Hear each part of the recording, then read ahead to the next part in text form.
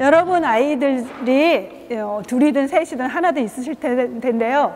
아이가 엄마라고 했던 첫 그렇게 입을 뗐던 순간 기억나세요? 안 나세요? 너무 오래전 일인가? 아니면 우리 아이가 첫 발을 떼서 걸었던 순간 생각나세요?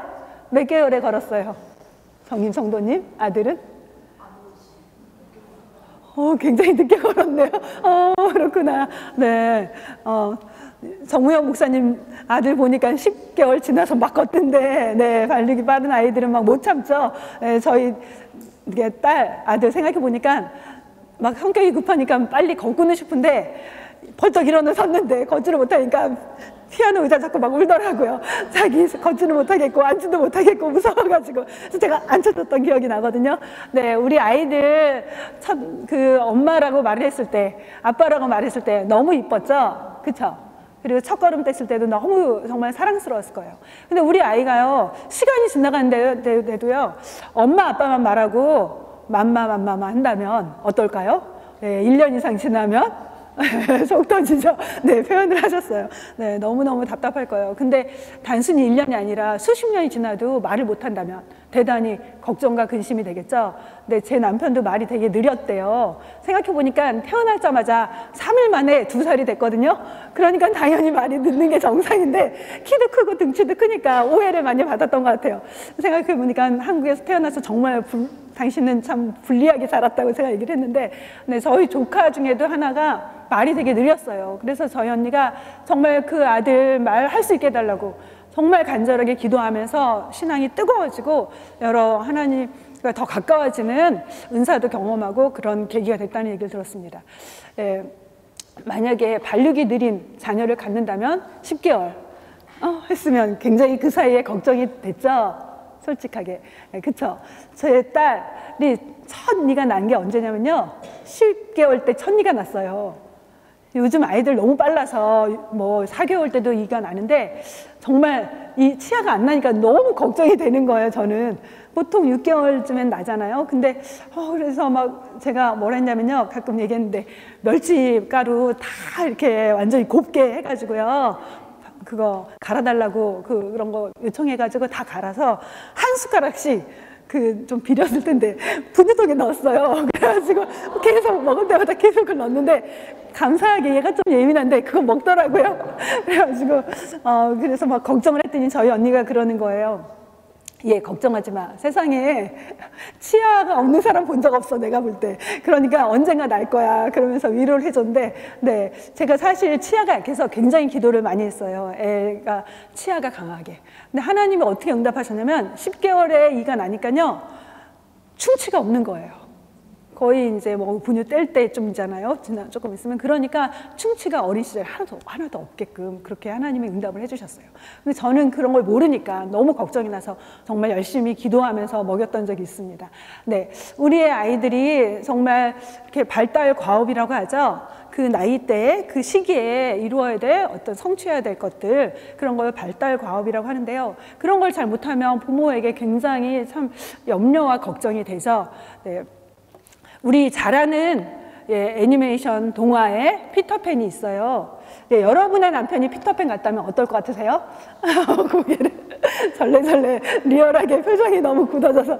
네, 동화로는 너무 좋죠. 동심이 있고 순수한 마음을 가지고 있고요. 그리고 성장이 멈춘 그 피터팬 너무나 보기에는 좋습니다. 그런데 내 남편이 그렇다면 굉장히 괴로울 거예요. 아들 키우는 심정으로. 그렇잖아도 나이 많은 우리 남편 여전히 아들 같은데, 네, 근데 정말 힘들겠죠? 오늘은 여보 나 너무 피곤해, 오늘은 기분이 안 좋아, 오늘 하루는 쉬면 안 될까? 오늘은 좀 스트레스가 많으니까 오늘은 나는 우리 애들 데리고 물놀이 가야 되겠어, 회사 안 갈래. 그러면 정말 머리 아프겠죠? 누가 그러던데 물르고 싶어질지도 몰라요. 내가 이 남자랑 왜 살고 있는가, 그런 아마 퀘션 마크가 생기겠죠. 네, 내조의 여왕에 나오는 남자가 약간 비슷한 캐릭터 같아요. 제가 곰곰이 생각해 보니까. 네, 남편이 똑똑은 한데 사회성이 없어서 직장 생활 잘 못하잖아요. 그래서 부인 굉장히 고생시키거든요. 네, 이렇게 성장이 제대로 되지 않는 사람들 보면요, 사실은 주변의 사람들이 굉장히 고생을 하죠. 마음고생을 하게 되는데요. 우리가 신앙생활 하면서 시간이 지났는데도 영적으로 성장하지 못한다면 하나님은 우리를 어떻게 바라보실까요?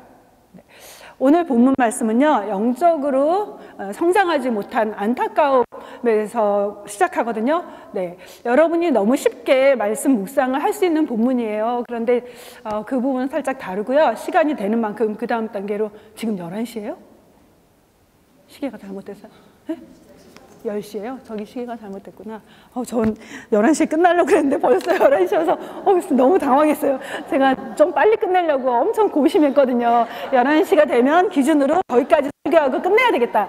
내용은 너무 많아졌는데 사실 고민을 했어요. 그래서 2개로 할까? 하나로 할까? 되는 데까지 하자. 11시를 중심으로 11시 5분 넘으면 사인으로 알고 끝내야 되는데, 근데요, 시작도 안 했는데 11시여서 당황했습니다. 하나님 말씀 전하지 말라. 제가 열심히 준비했는데 딴 날보다 양이 많은데, 그래서 깜짝 놀랐는데, 오늘 말씀은요, 사실 설교, 3편의 설교를 연결한 거로 생각하셔도 돼요. 사실은 어디서 자를까 하다가 일단은 다 읽었는데요. 되는 데까지만 할게요. 오늘 큰 내용은요, 여러분 히브리서 큐티 하셨죠? 히브리서는 예수님이 누구신가를 다루잖아요. 예수님의 그 우월성, 탁월성, 위대하심을 다루는데, 지금 이 6장, 5장 그 전에는요, 제사장보다 탁월하다, 대제사장보다 탁월하다, 그러면서 멜기세덱이라는 사람을 이야기를 해요. 그러면서 그 멜기세덱에 대한 주제를 나중에 다시 다루는데요, 그 중에 삽입된 부분이에요. 그래서 내용이 전환되는 가운데 삽입된 내용을 오늘 우리가 같이 읽었는데요, 그 내용은요, 영적으로 이제 성숙한 대로 나가라, 초보적인 상태에서 너희가 더 완전한 믿음으로 올라가야 돼. 그러면서 그 앞부분 5장에서는 왜 그런 믿음이 성숙해야 되는가를 다루고요. 그 다음에 오늘 뒷부분 4절부터 8절은요, 대단히 난제, 논란이 많이 되는 구절이에요. 사실 이걸 할까 말까 고민을 하고 왔고요. 만약에 여러분들이 표정이 별로 안 좋다, 스킵할 겁니다. 그래서 사실 1번까지만 하고 결론까지 냈고요. 그 다음에 열심히 듣는다, 그러면 이 난제, 성경에서는 난제를 다루도록 하겠습니다. 그래서 배교의 위험성과 그 결과에 대해 경고하는 내용이 나옵니다. 네, 첫 번째 내용 우리 같이 1절 말씀, 2절 말씀 읽도록 하겠습니다. 시작. 그러므로 우리가 그리스도의 도의 초보를 버리고 죽은 행실을 회개함과 하나님께 대한 신앙과 세례들과 안수와 죽은 자의 부활과 영원한 심판에 관한 교훈의 터를 다시 닦지 말고 완전한 대로 나아갈지니라. 네, 여기 이 말씀에 보면요, 결국은 초보적인 신앙 상태에 머무르지 말고 완전한 데, 보다 성숙한 신앙으로 나가자라는 것을 권면하고 있어요. 그런데요, 왜 우리가 온전한 신앙으로 나가야 되는가를 알기 위해서 필요한 게 뭐냐면요, 그 앞에 구절이에요. 1절에 그러므로라는 단어가요, 그 앞에 왜 신앙의 성숙이 필요한지를 보여주는 걸 연결해주는 단어거든요. 네, 이 앞에 부분이 뭐가 나오냐면요, 여러분이 성경을 잘 이해하려면요, 앞에 부분, 뒷부분을 같이 연결해서 보면 좋아요. 큐티가 너무 좋은데 큐티 하면서 약간 놓칠 수 있는 게 뭐냐면 앞부분을 잊어버리는 거예요. 그 본문만 보다 보니까 뒷부분도 잊어버리죠. 전체적인 흐름을 놓치는데요, 왜 우리가 성숙한 대로 나가야 되는가를 설명해 주는 게 바로 그 전 단계에 나오거든요. 네, 우리 신앙 상태를요, 크게 2가지로 볼 수 있어요. 하나는 영적인 어린아이 상태, 그리고 또 하나는 장성한 자의 신앙 상태라고 오늘 본문은 보여주고 있습니다. 그렇다면 어린아이 같은 신앙의 특징은 뭘까요? 큐티 하신 분들 잘 아시죠? 뭘까요? 젖을 먹는 거죠. 네, 치아가 없으니까, 치아가 약하니까 부드러운 음식을 먹는 게 바로 어린아이의 특징이에요. 그러면 영적으로 어린아이 상태의 신앙의 특징은 뭘까요? 네, 의의 말씀을 경험하지 못한 자요. 이건 뭐냐면요, 하나님의 말씀에 그 가르침의 진리 안에 온전히 거하지 못하기 때문에 그 올바른 가르침을 익숙하지 않은 상태이기 때문에 올바른 가르침을 배워야 하는 상태라는 것을 말하고 있습니다. 그러면서 2번째 단계로 이제 신앙의 상태를 말해준 게 뭐냐면요, 장성한 자라는 비유를 들면서 이야기하고 있죠. 그러니까 성인, 영적으로 성숙한 자의 신앙이 있다라는 거예요. 신앙이 우리가 교회를 다 다니지만 다 똑같지 않다라는 거예요. 영적인 상태가 다릅니다. 우리는 교회 다니니까 다 다 믿음이 있겠지라고 생각하는데요. 다 똑같은지 알아요. 그런데 그렇지 않다는 거예요. 성숙한 믿음이 있는 반면에 연약한 믿음이 있고 어린아이 같은 믿음이 있고 유아적인 믿음이 있다는 거죠. 그래서 장성한 자의 믿음의 특징을 뭐라고 말하냐면요. 단단한 음식을 먹을 수 있는 사람이다 라고 말하고 있습니다. 그래서 하나님의 말씀을 지각을 사용해서 연단받아서 분별할 수 있는 사람이라고 말을 하고 있어요. 그러면서 하는 내용이 뭐냐면요. 너희가 신앙생활 오래 했니? 오랜 생활 믿음을 가졌니? 그렇다면 이제는 그 어린아이 상태에서 성숙한 신앙으로 믿음의 진보를 이루어야 돼 라고 그렇게 촉구를 하고 있어요. 그러면서 1, 2절로 연결이 됐는데요. 그럼 신앙의 초보적인 상태는 어떤 건가?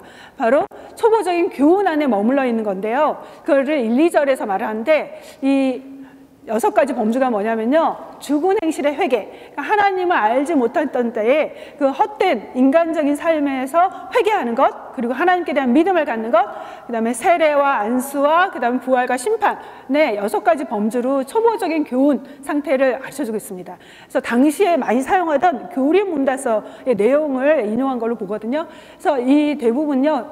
신앙생활 처음 했을 때 우리가 배워야 되는 그런 가르침을 이야기를 하고 있는 걸 볼 수 있어요.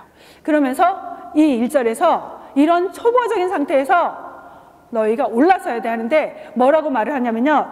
그 1절 말씀에 버리고 그리스도도의 초보를 버리고라는 말을 하거든요. 그러면 이제까지 배웠던 모든 것을 몽땅 싸그리 다 버리라는 의미일까요? 여기서 말하는 버리라는 건요. 남겨두고 떠나라. 그러니까 그것에서 떠나서 출발해라. 그 이상의 그 상태로, 그 이상의 지식으로, 그 이상의 상태로 출발하라는 의미를 담고 있어요. 우리가 신앙을 성장하는 데 있어서는요, 기본적인 것이 필요할까요? 안 할까요?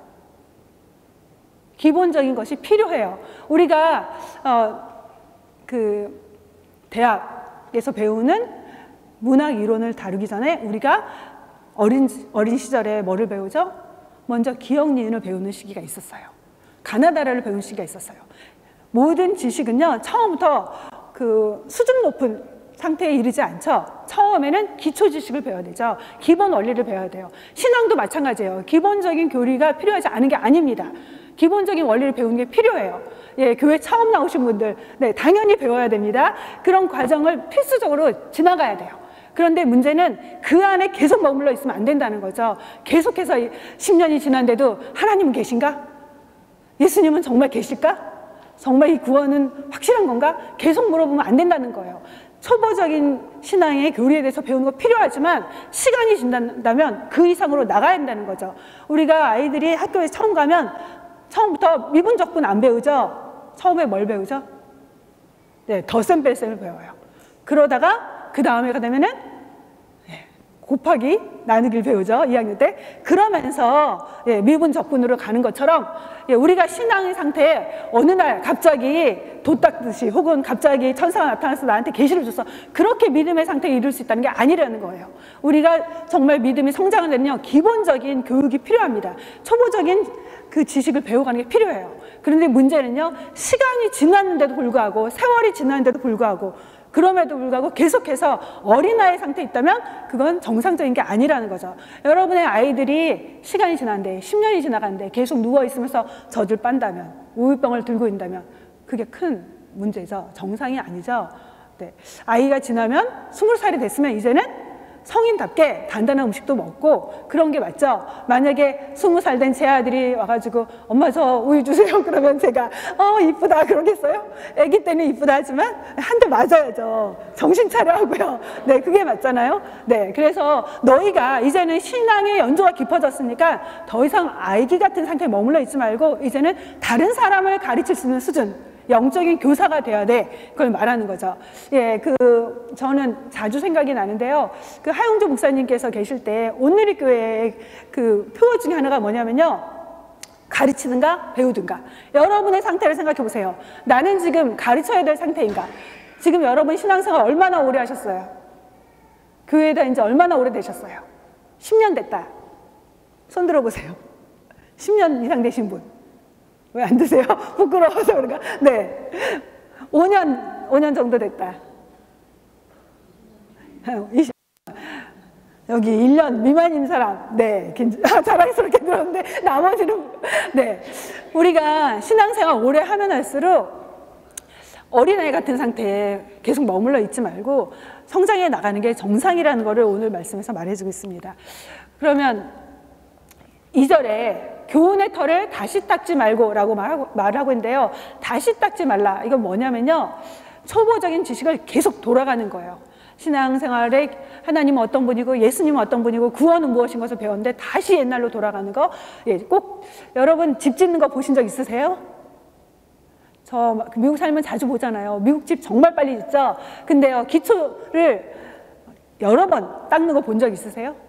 기초는 단 한 번만 하고 이게 잘 됐는지 확인하는 작업은 필요하지만 기초를 했는데 그 다음 날도 또 기초 쌓고 그 다음 날 또 기초 닦는 그런 일을 하지 않잖아요. 마찬가지로 우리가 신앙의 기초에 대해서 정확하게 닦았다면 이제는 그 위에다가 집을 짓고 건물을 완성하라는 거죠. 신앙의 그 건물을 완성하는 거, 사명을 감당한 자리로 나가라는 거예요. 이제는 성숙한 신앙의 열매를 맺어야 한다는 거죠.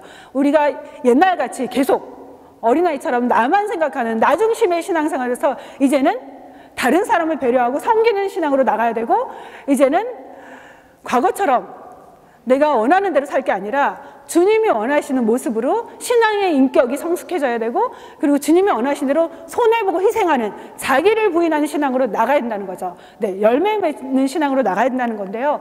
네, 심리학 용어 중에 보면요. 퇴행 너무 잘 아시죠? 네, 이 퇴행이 뭐냐면요. 어려움 만나거나 욕구불만 네, 이렇게 처하면요. 정신 발달 수준에서 이전의 단계로 되돌아가는 걸 말해요. 그래서 그 불안을, 그 당시의 불안을 해결하려고 미숙한 행동이 나오죠. 부적절한 행동이 나오죠. 우리 잘 알잖아요. 아이들 키울 때 그런 행동 많이 나오죠. 큰아이가 둘째 아이 낳고 나서 5살 된 아이가 다시 동생 우유병을 빨거나 그 다음에 대소변을 가렸는데 다시 쉬를 하고 기저귀를 차려는 행동. 근데 이런 걸요. 아기들이 하는 건 귀여워요. 근데 어른들도 할 수 있어요. 뿐만 아니라 영적으로도 이런 퇴행이 일어날 수 있어요. 어떤 게 퇴행일까요? 예수님을 믿은 지 오래됐는데 여전히 나 중심적인 신앙을 하는 거예요. 여전히 나만 돌봐주고 나한테만 관심 가져주기를 바라는 사람이라면 영적인 퇴행이죠. 예수님 믿은 지 오래됐는데 하나님의 진리에 대해서 알고 익숙해졌는데 여전히 비교하고 경쟁하는 상태에 있다면 내 안에 여전히 영적인 미숙한 모습, 영적인 퇴행 현상이 나타나는 거죠. 여러분, 나의 영적인 나이를 한번 생각해 보세요. 나는 지금 영적으로 몇 살 됐을까? 5살일까? 10살일까? 20살일까? 여러분의 물리적인 나이, 그 나이만큼 내가 영적으로 성숙해 있나요? 그만큼 키가 컸나요? 그만큼 헌신하면서 하나님이 기뻐하시는 믿음의 상태로 성장하셨나요? 네. 하나님 앞에서는요, 우린 두 가지 상태밖에 없습니다. 영적으로 성장해서 지금 충만한 상태에 있든지 아니면 후퇴하는 상황, 퇴보의 상황이에요. 두 가지밖에 없어요. 내가 어제랑 오늘 똑같다. 그럼 퇴보입니다. 왜 그런지 아세요? 바닷가에 여러분 한 군데 자리를 딱 잡고 서 보세요. 여러분이 난 절대 안 움직일 거야. 나는 계속 여기 있을 수 있어. 그렇게 생각한다고 하지만 그렇게 있을 수 있나요? 그러지 않죠. 바닷 물살에 파도에 휩쓸려서 앞으로 가든지 뒤로 갑니다. 우리 신앙 상태는 둘 중에 하나예요. 과거보다 오늘 충만해서 하나님이 기뻐하시는 믿음의 상태를 이루든지 아니면 영적으로 퇴보하는 거예요. 후퇴하는 거예요. 우리 신앙에는요, 중간 상태가 없어요. 성장 아니면 퇴보입니다. 여러분은 지금 어떤 상태에 있으십니까? 네, 우리의 믿음이 퇴보하게 만드는 것들이 있어요. 첫 번째, 사단이 있습니다. 마귀는 실제예요. 마귀는요, 내가 아무리 어제 충만했다 해도 그걸 내버려 두지 않아요. 내가 어제 말씀 듣고 기도해서 하나님 나를 만져주시고 하나님 사랑이 가슴에 막 파고들어서 내가 주님을 너무 사랑합니다 해도요, 오늘 그 마음이 계속 유지된 분 계세요? 밤에 잠자면서 아침에 막 남편과 막 씨름하면서 애랑 씨름하면서 어느 순간 하나님 마음, 사랑하는 마음이 식어지기 십상이에요. 우리는 그런 존재예요. 사단은요, 뭘 하냐면요, 끊임없이 우리의 믿음을 도둑질해 가고 있어요. 여러분 기억하세요. 내가 10년 전에 충만했다고 지금까지 충만할 수 없어요. 믿음은 언제나 유동적이거든요. 관계는 언제나 유동적이잖아요. 이 사단은요, 우리의 믿음을 훔쳐가려고 그래요. 도둑질해 가고 있어요. 동시에요, 우리가 몸담고 있는 이 세상은요, 하나님을 거역하는 사상으로 가득 차 있어요. 그래서 세상의 풍조 안에 우리가 있다 보면요, 그 문화 안에서 호흡하고 있다 보면요, 우리의 믿음이 저절로 식어지기가 너무나 쉬워요. 그뿐만이 아니에요. 우리의 죄된 본성이 있잖아요.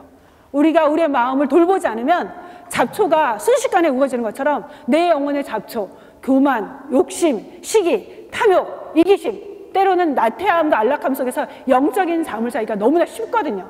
그래서 우리가 스스로 우리 믿음을 지키기가 너무나 어렵습니다. 여러분 왜 큐티하세요? 왜 성경 보세요? 왜 예배 보세요? 왜 날마다 하나님 은혜를 붙잡고 살죠? 네, 우리 스스로의 힘으로 지켜나가기가 너무나 힘들기 때문이거든요. 우리가 스스로의 믿음을 지켜나가기가 너무나 쉽지 않기 때문이에요. 그래서 하나님 말씀 앞에 말씀을 보면서 우리 영혼을 묶는 거예요. 하나님 말씀을 붙잡을 때 그 말씀이 나를 붙잡아줄 걸 알기 때문에 그 말씀 앞에 우리 자신을 의탁하는 거예요. 그래서 영적으로 우리가 충만하게 날아오르려면요, 반드시 필요한 게 있어요. 우리가 요즘 제가 미래에 일어날 일 너무나 궁금한데요, 남편하고 그런 얘기를 했어요. 나중에 내가 나이 들면 어떻게 운전하지? 그랬더니 걱정하지 마. 운전 안 해도 다 가게끔 운전을 대신 할 거야. 이제 그러면서 이제 그런 얘기를 했어요. 날아다니는 차가 곧 생겨날까? 그랬더니 지금 벌써 만들고 있다는 거예요. 네, 날아다니는 차. 그 중력을 이겨낼 수 있는 비행기 같은 차라고 얘기를 하더라고요. 네, 작은 비행기 같은 차. 근데요, 우리가 영적으로도요, 충만해지려면요, 우리를 잡아당기는 중력보다 더 강력한 힘이 있어야 영적으로 날아오를 수 있습니다. 독수리 날개쳐 올라가듯이 그렇게 영적으로 도약하고 비약하려면요, 대단히 강력한 힘이 필요해요. 우리를 잡아당기는 모든 것들로부터 우리가 날아오르려면요, 하나님의 전능하신 하나님의 도우심과 힘이 필요한 거죠. 네. 여러분 믿음이 내가 충만한가 아닌가를 점검해 볼 수 있는 게 있어요. 지금 나는 과거의 믿음에 대해서 말하는 사람인가, 아니면 현재의 나의 신앙에 대해서 말하는 사람인가. 네. 과거의 믿음을 말하는 사람은요, 현재 충만하지 않다는 걸 보여주는 거예요. 지금 내가 현재 충만하다면요, 현재 내가 하나님과의 관계 속에서 누리는 그 기쁨과 은혜를 말하겠죠. 믿음은 항상 여러분 현재인 것을 기억할 수 있었으면 좋겠어요. 믿음은 과거 안에 머물러 있는 게 아니에요. 오늘 지금 나랑 하나님과 얼마만큼 친밀하고, 얼마만큼 하나님과 사랑을 나누고, 얼마만큼 하나님의 은혜 안에 거하는가. 그 은혜 안에 거한다면 그 은혜를 말하겠죠. 그런데 내 옛날에 한때 나도 그렇게 충만한 적 있었어. 내 옛날에 헌신한 적 있어서. 그렇다면요, 현재 내가 충만하지 않다는 걸 보여주는 거죠. 기억하세요. 하나님은 언제나 우리가 믿음, 오늘의 관계 속에서 그 믿음을 지켜나가고 충만함을 유지하기 원하신다는 거. 여러분 남편한테 가끔 사랑 고백을 듣기 원하십니까? 네, 남편이 여러분한테 사랑한다고 말하면서 이렇게 하는 거야. 내가 너를 옛날엔 정말 사랑했었어. 그런데 지금은 모르겠어. 그러면 여러분 기분 좋을까요? 네, 내가 이 남자랑 왜 살까? 그렇게 하겠죠? 네, 하나님이 우리한테 뭘 원하실까요? 하나님 그때는 참 뜨거웠는데 근데 지금은 잘 모르겠어요. 하나님 기뻐하실까요? 네, 시든 꽃과 같은 신앙 상태죠. 네, 하나님 우리에게 언제나 현재형의 순종과 믿음을 원하세요. 현재형의 충만함을 원하세요. 여러분의 인생 속에서 오늘이 가장 충만하십니까? 그러면 성장하고 있다는 증거예요. 오늘 어제보다 더 충만해지는 것, 내일은 오늘보다 더 뜨거워지는 것, 그리고 내 인생의 마지막이 가장 충만케 되는 것, 그게 여러분의 신앙생활의 목표가 됐으면 좋겠어요. 과거에 나 이만큼 잘했어, 그거에 만족하지 않고 바로 오늘 현재 하나님과 최선의 사랑을 나누면서 내 인생의 마지막 순간은 이전에 경험했던 것보다 더 뜨겁고 더 충만한 은혜를 경험하는 것, 그것이 여러분의 신앙생활의 목표가 되었으면 좋겠습니다. 예, 여러분 아이가 혼자서 밥을 이렇게 떠서 처음으로 먹었던 날 기억나세요? 저는 기억이 나는데요, 제가 새벽 예배 끝나고 갔는데 아이고 정말 가관이 아니었는데 저희 남편이 그 어린아이한테 짜파게티를 해가지고 커다란 그릇에다가 누나 8살짜리 누나랑 똑같은 분량으로 애를 먹였는데 애가 얼굴에 다 묻혀서 막 손으로 집어 먹었는데 맛있었나 봐요. 그래가지고 사진을 잔뜩 찍어놨는데 그 사진을 보면서 한편으로는 참 우리 남편 너무 상식이 없다, 이 꼬맹이한테 이렇게 짠 거를 먹이다니, 게다가 이 어린애한테 너무 많은 양을 먹이다니 어떻게. 근데 걔는 또 먹는 걸 좋아하니까 막 너무너무 열심히 먹더라고요. 네. 근데 저희 큰애는요, 잘 먹지를 않았어요. 그래서 너무너무 많이 아팠거든요. 정말 많이 아팠는데 잘 먹는 아이들이 건강하고 잘 크죠. 네. 우리 신앙생활에 있어서도요, 우리가 충만하고 우리가 잘 성장하기 위해서는요, 반드시 잘 먹어야 돼요. 하나님 말씀을 잘 먹어야지만 큽니다. 하나님 말씀을 잘 먹는 사람이 영적으로 강건하게 성장할 수 있는데요. 그러면 하나님 말씀을 잘 먹는 사람의 장점이 뭘까요? 하나님 말씀을 잘 먹으면 우리가 어떤 축복을 누릴 수 있을까? 뭘까요? 네, 앞에서 다뤘는데요. 분별력을 갖게 됩니다. 분별력은 뭘까요? 예, 아기들이, 어린아이들이 왜 유괴를 당할까요? 누가 좋은 사람인지 아닌지를 구별하지 못하기 때문이죠. 네, 그런 판단력이 없기 때문에 아이들은 유괴를 당해요. 요즘 제일 우리를 우리 일상생활에서 여러분 아무 전화도 안 받잖아요. 아무거나 클릭도 안 하죠. 네, 최근에 뉴스에 보니까 어르신이 문자 메시지 왔는데 배달에 관계되는 건데 클릭했는데 그 밤에 몇 억의 돈이 다 빠져나갔다 그러잖아요. 셀폰은 먹통되고. 너무 끔찍한 일이 있었죠. 그래서 저도 이제 정말 아무거나 누르지도 말자. 그 메시지, 문자 메시지 클릭 하나 했다가 그렇게 평생 모았던 돈이 그 몇 억의 돈이 그렇게 다른 사람 통장으로 다 넘어갔다고 얘기를 들었어요. 지금 정말 너무나 속임수가 난무한 시대거든요. 근데요, 영적인 속임수도 많아요. 그게 바로 이단이에요. 이단들은요, 거짓된 가르침으로 영혼을 속이고 있거든요. 그때 잘못된 가르침에서 우리를 지킬 수 있는 방법이 뭘까요? 분별력을 키우는 거예요. 이 분별력은 어떻게 키워질까? 14절 말씀입니다. 같이 읽겠습니다. 그들은 지각을 사용함으로 연단을 받아 선악을 분별하는 자들이니라. 네, 하나님의 말씀을 감각을 사용해서 연단, 이게 뭐냐면요, 훈련받는 걸 말하거든요. 훈련할 때 분별력이 습득이 된다고 말해요. 말씀을 통해서 우리가 날마다 큐티한 이유가 바로 그거예요. 말씀을 통해서 하나님의 진리 안에서 우리가 자라갈 때, 참 진리에 익숙해질 때 거짓된 것을 구별할 수 있는 능력이 생기거든요. 그래서 날마다 큐티하는 거, 여러분 쉬우세요? 어려우세요? 큐티 매일 한다. 손 들어보세요. 너무 웃는데 큐티 매일 하시는 분 손 들어보세요. 그래도 난 5일 이상 한다. 우리 윤미 집사님 손 들다 하시는 것 같아요. 큐티 5일 이상 한다. 손 들어보세요. 네, 리더들은 그렇게 해야죠. 여러분의 목표를 5일로 잡아보세요. 지금부터 이 텀이 끝날 때까지. 훈련은요, 저절로 좋은 것은 습득이 안 돼요. 훈련은요, 힘들지만 하는 게 훈련이거든요. 이 훈련을 하다 보면 나중에 내 삶에 체질화돼서 하지 않고는 견딜 수 없게 돼요. 그래서 좀 지루하고 힘들지라도 훈련은요, 여러분이 결단하고 해야 되는 거예요. 좋은 것들 기억해 보세요. 여러분 삶에서 좋은 거, 저절로 얻어진 거 있나요? 네, 영어 배우는 거, 여기서 태어난 애들은 저절로 되지만 제2 언어로, 제2 세컨드 랭귀지로 습득하는 거 저절로 되지 않잖아요. 예, 여기 피아노 박사님도 계시지만 피아노 습득 이 기술 익히려고 얼마나 많은 시간 피아노를 움켜잡고 눈물 흘렸을까요? 제가 듣기로는 하루 8시간 이상씩 연습했다는 사람도 있던데, 그럴 거예요. 무용하신 분, 저절로 되지 않았을 거예요. 중고등학교 시절 거의 무용 이제 살았죠. 좋은 건 저절로 되지 않아요. 여러분이 영적으로 성장하려면요, 하나님 말씀을 분별하는 실력을 키워야 되는데 그 실력을 키우는 건요, 저절로 되지 않아요. 하루아침에 되지도 않아요. 여러분 곰곰이 생각해 보세요. 과거에 은혜 받는 적 있었을 거예요. 그쵸? 근데 그 은혜를 잘 유지하셨나요? 잘 못했죠. 왜 그랬을까요? 하나님 주신 은혜를 말씀 안에서 훈련해서, 그래서 분별력을 키우는 성숙한 신앙으로 가지 못했기 때문이거든요. 영의 말씀을 계속 양육을 받지 못했기 때문이거든요. 그래서 우리가요, 정말 내가 영적으로 성숙하게 원한다면 하나님 말씀 안에서 훈련이 돼야 됩니다. 근데 중요한 건요, 내가 아무리 열심히 한다고 그것만으로 우리가 영적인 키가 크진 않아요. 여러분의 이 육체의 키, 내가 노력한다고 아무리 밥을 많이 먹는다고 해서 키가 컸나요? 그건 아니죠. 네, 좋은 거 먹긴 해야 돼요. 그런데요, 키를 키워주셔야지 우리가 클 수 있어요. 영적인 것도 마찬가지예요. 내가 노력한다고 다 되는 건 아닙니다. 우리가 영적으로 성장하려면요, 하나님의 도우심이 필요해요. 3절 말씀입니다. 같이 읽겠습니다. 하나님께서 허락하시면 우리가 이것을 하리라. 네, 이거를 세번역에서는요, 하나님께서 허락하시면 우리는 그렇게 할 수 있을 것입니다. 궁극적으로 우리가 영적으로 자라가려면요, 하나님의 도우심이 있어야 돼요. 하나님 우리를 키워주셔야지 우리가 자라날 수 있어요. 우리가 구원받는 것, 새 생명 얻는 거죠. 그 새 생명도 하나님의 하나님은 소원이 이제 손자가 걷게 되는 거였거든요. 그래서 그 소원을 가지고 이제 철야 기도를 하셨어요. 밤이 새도록 이 교회 저 딱딱한 의자에서 정말 맨날 며칠 밤마다 오셔서 주무시면서 기도를 하셨어요.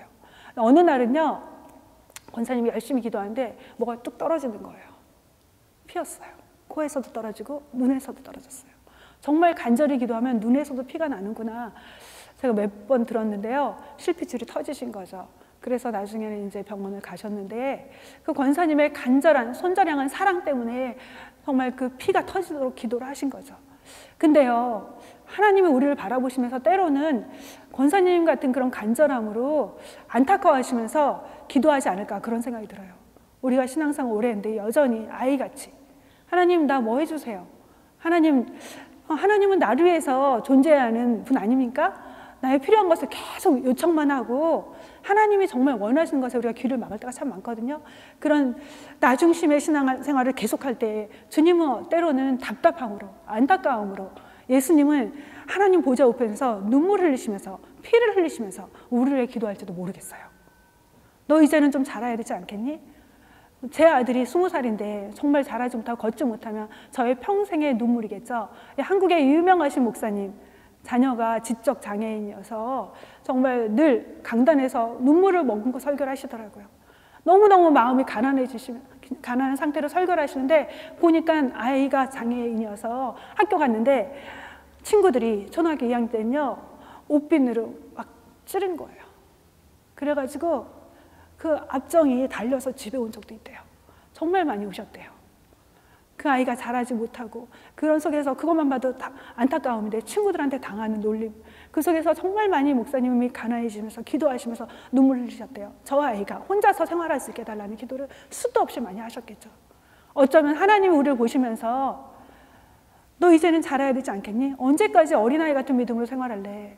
너가 나의 근심이고 나의 마음의 아픔이야. 우리 권사님이 그 손주를 바라볼 때마다 말로 할 수 없는 아픔을 느끼셨던 것처럼 어쩌면 하나님이 날 보시면서 이제는 네가 믿음이 자라야 되는데 여전히 너밖에 모르는 신앙생활하는 그런 젖만 빨고 있는 어린 아이 같은 신앙생활하는 그런 모습에 빠져 있을래? 어쩌면 예수님이 지금도 눈물 흘리시면서 우리가 영적으로 충만케 되도록 하나님의 은혜 안에서 자라가도록 기도하실지도 모르겠어요. 우리 안에 주님 제가 잘하고 싶습니다.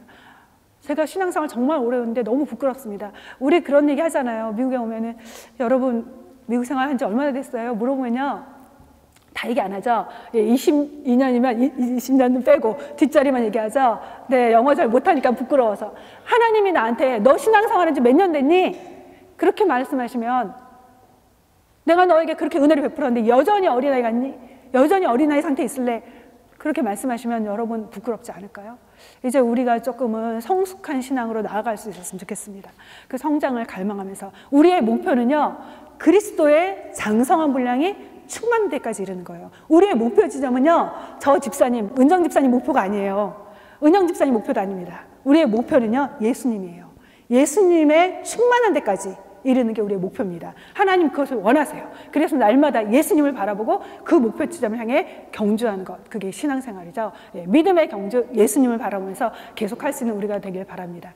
네, 이 부분 굉장히 어려운데 조금 그냥 더 할게요. 네, 오늘 4절부터의 뒷부분은요. 또 하나의 설교예요. 사실은 설교를 할 수 있을 만큼 내용이 있는데요.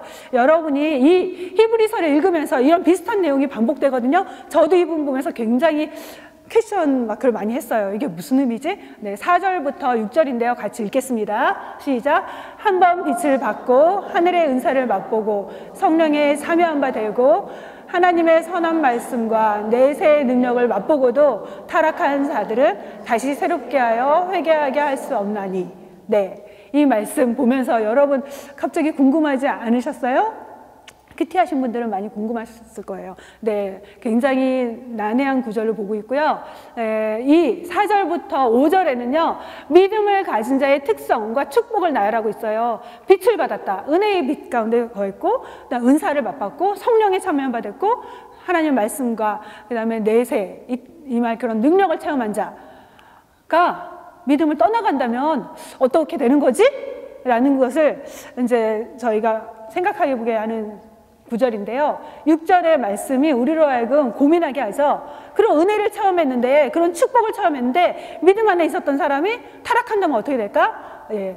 이 본문에서는요. 뭐라고 말하냐면요. 다시 새롭게 하여 회개하게 할 수 없느니라고 말을 하고 있어요. 예.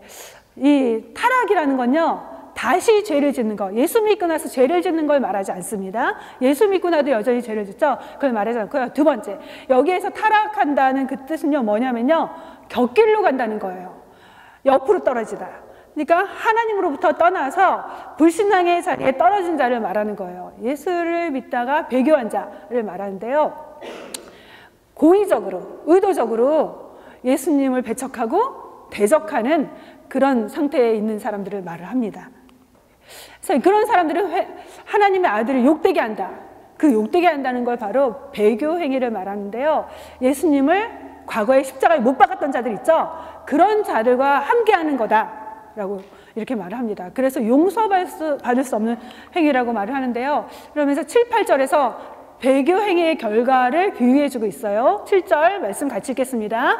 땅이 그 위에 자주 내리는 비를 흡수하여 밭가는 자들이 쓰기에 합당한 채소를 내면 하나님께 복을 받고, 만일 가시와 엉겅퀴를 내면 버림을 당하고 저주함에 가까워 그 마지막은 불사름이 되리라.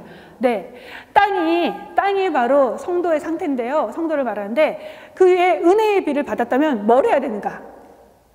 곡식을 내야 되고 곡물을 내야 되는데, 그러지 않고 가시와 잡초와 엉겅퀴를 낸다면 마지막엔 불사름 당한다 하면서 저주와 심판을 받게 된다는 것을 말하고 있죠. 여기서 말하는 그 의미는 사실은 영적 성숙의 중요성을 말하는 거예요. 지금 5장부터 쭉 내려오는 흐름을 생각해 보세요. 너희가 온전한 대로 나가야 돼. 미성숙한 상태에 머물면 안 돼. 그러면서 이 본문을 말하고 있죠. 그러면 뭐라고 말할까요? 영적으로 미숙한 상태, 어린아이 상태에 있으면서 영적인 나태함에 빠져들면 언젠가 환난이 왔을 때, 핍박을 당할 때 배교의 자리로 떨어질 수 있어. 그렇기 때문에 너희는 영적으로 성숙해야 돼 라고 그 영적 성숙의 중요성을 극대화해서 말하는 거죠. 네, 이 본문의 뜻은요, 너희가 구원을 가볍게 여기고 그리고 타락한 자리를 가면 하나님 너희 버리실 거야, 그런 게 아니라 구원을 가볍게 여기지 말라는 목회적인 차원에서 말을 하고 있는 걸 볼 수 있어요. 여러분이 아이한테 너 그렇게 말 안 들을래? 너 말 안 들으면 집 나가, 내쫓을 거야, 내 호적에서 너 파버릴 거야, 그렇게 말을 한다고 해보세요. 그러면 정말 아빠가 집 나가라고 해서 짐 싸갖고 집 나간 아이? 네, 굉장히 뭘 모르는 거죠. 네, 정말 아빠가 말하고자 하는 게 뭘까요? 부모가 너 그렇게 말 안 들을래? 넌 더 이상 내 자식 아니야. 그게 정말 부모 자녀의 인을 끊겠다는 게 아니죠. 그리고 그렇게 해서 끊어지지도 않죠. 부모의 그 원래 본심은 뭘까요? 나가라는 게 아니죠. 이제 제발 말을 들으라는 거죠. 그리고 그런 나쁜 행동 하지 마. 그거를 부모가 가르쳐주기 위해서 협박 반, 경고 반으로 하는 화나사는 얘기잖아요. 하나님도 마찬가지예요. 여기서 너희가 믿다가 타락하면 너희는 돌아올 수 없어. 너희는 영원한 저주를 받아. 그게 본래가 아니라 너희가 정말 해야 될 게 뭐냐면, 너희가 구원을 받았니? 그러면 그 구원을 가볍게 여기지 마. 함부로 여기지 마. 그 구원의 은혜 안에 온전히 거하고 그 구원 안에서 믿음으로 인내하면서 견뎌. 아무리 너희를 괴롭게 하고 힘들게 하는 박해가 있다 해도 끝까지 견디면 도와줄 거야. 그거를 말하고자 하시는 거죠. 네. 그래서 이 본문을 해석하는 건요, 문맥에서 해석해야 되고요. 두 번째는요, 성경 전체에서 통일성을 가지고 봐야 되는데요. 성경 전체에서 보면은요, 하나님께서 약속하셨죠. 10장 29절 같이 읽겠습니다.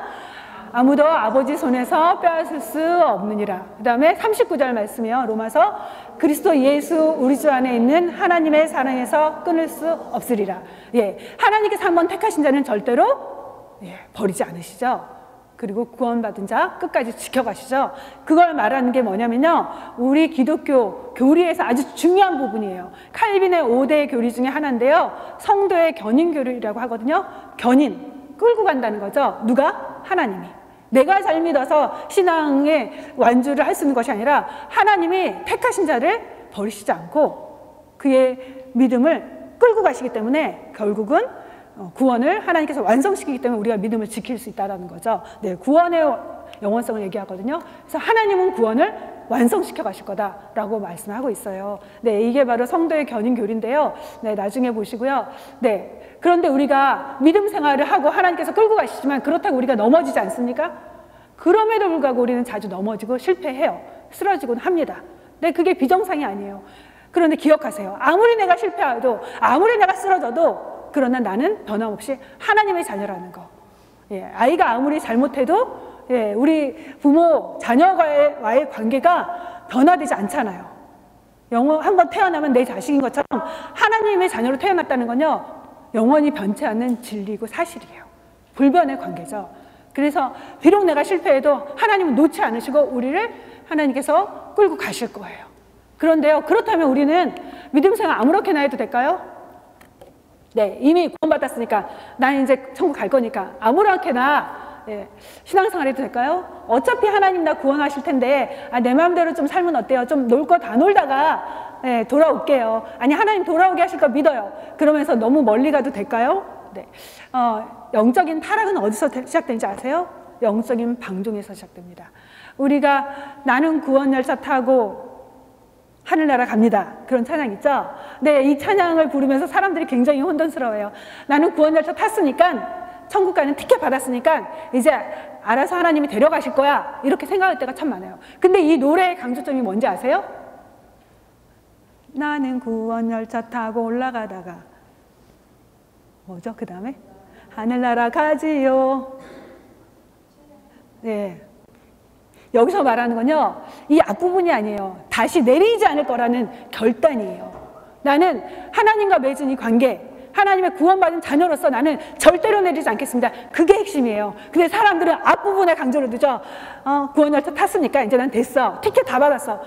하나님이 원하시는 게 뭐냐면요, 구원 받았니? 그러면 구원을 지켜가야 돼. 내가 이끌어갈 거야. 근데 너희도 해야 될 몫이 있어. 너희가 해야 될 책임이 있어. 예, 구원의 세 가지 차원이 있는데요. 여러분 아세요? 이미 얻은 구원, 예수를 믿습니다. 신앙 고백할 때 우리는 이미 구원을 얻습니다. 예, 그 과거의 구원이죠. 신학적으로, 예, 바울은 말하죠. 믿는 자에게 주시는 하나님의 구원, 칭의, 의롭다고 여겨주시죠. 그런데요, 현재 이루어가야 될 구원이 있다라는 거예요. 현재 우리 삶 속에서 구원을 받았니? 그럼 너희가 현재 삶 속에서 구원받은 자답게 하나님의 자녀답게 거룩한 삶을 살아야 돼. 너희 아버지가 하나님이니까 아버지 닮은 그런 모습으로 너희가 변화돼야 돼. 현재 이루어가야 될 구원에 대해서 말하고 있습니다. 그게 바로 성화죠. 그리고 구원의 세 번째 차원, 미래에 이루어질 구원의 완성, 영화죠. 글로리피케이션. 우리가 이 세상 떠날 때 우리 영혼이 구원받죠. 부활할 때 우리가 몸이 이제 영화롭게 될 거다 이렇게 말하죠. 그러면서 말하는 게 뭐냐면요, 현재의 삶 속에서 우리가 이 구원을 이루어야 될 책임이 있다는 거예요. 하나님은 하나님의 일을 이루어 가실 거예요. 그렇다고 해서 하나님이 우리의 책임 다 간과하지 않습니다. 너희는 아무 책임 없어 그렇게 말씀하시지 않죠. 하나님은 하나님의 일을 이루어 갈 거예요. 그때 우리에게 요구하시는 게 있어요. 우리의 순종, 우리의 반응, 우리의 결단을 요구하고 계세요. 예, 많은 사람들이 구원의 은혜를 체험했지만요, 유지하지 못한 게 바로 이거예요. 현재 이루어가야 되는 구원받은 자로서 우리가 져야 될 몫이 있다는 거, 그걸 놓치기 때문에 영적으로 방황하고 영적으로 헤매게 되는 거죠. 네, 하나님은요, 우리에게 말씀하세요. 믿음의 자리를 우리 부르신 다음에 너희는 믿음의 경주를 하는 자들이야. 이 히브리서는요, 구원받는 것을요, 믿음의 길에 들어선 순례의 여정이라고 보고 있거든요. 한 번에 우리가 하나님께서 우리를 만나셔서 내 영혼의 구원을 받는 거 있지만요, 그 안에서 여전히 우리에게 남겨진 목, 오늘 하루 살면서 하나님과 교제하면서 주님께 순종하면서 주님의 부르심에 헌신하면서 이루어가야 될 몫이 있다는 거 성경은 말하고 있습니다. 우리가 지금 나는 믿음의 삶에서 어떠한 모습으로 살아가고 있는가, 내가 하나님 앞에 하나님이 허락하신 그 구원에 합당한 삶을 살고 있는가, 하나님이 여러분에게 묻고 계세요. 주님, 제가 주님이 허락하신 그 구원 너무나 가볍게 여겼습니다. 하나님께서 나에게 베푸신 그 구원 너무나 소홀하게 여겼습니다. 등한히 여겼습니다. 이제 주께서 허락하신 이 구원 지켜가는 사람으로 살아가길 원합니다. 그런 믿음의 결단하는 여러분이 되시길 바랍니다. 우리 같이 기도하도록 하겠습니다.